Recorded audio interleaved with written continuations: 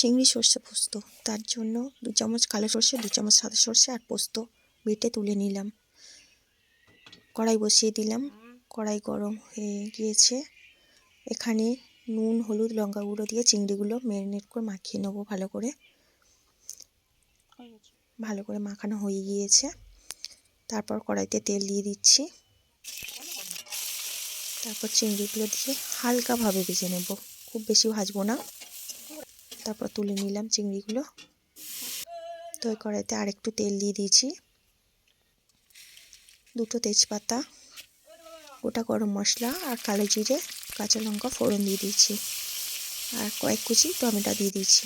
দিয়ে একটু নাড়াচাড়া করে নেব।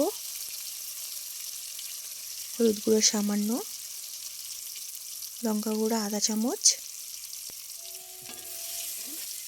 দিয়ে এটা নাড়িয়ে চাড়িয়ে যে সর্ষে পোস্তর পেস্টটা বানিয়ে রেখেছিলাম সেটা দিয়ে দিলাম। দিয়ে সামান্য একটু জল দিয়ে গ্রেভি বানিয়ে একটু লবণ দিয়ে দিলাম আন্দাজ মতন।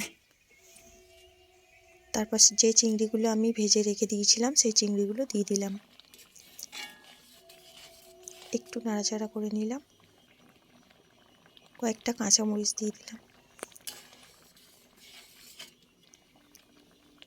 একটু কাঁচা সর্ষের তেল ছড়িয়ে দেব।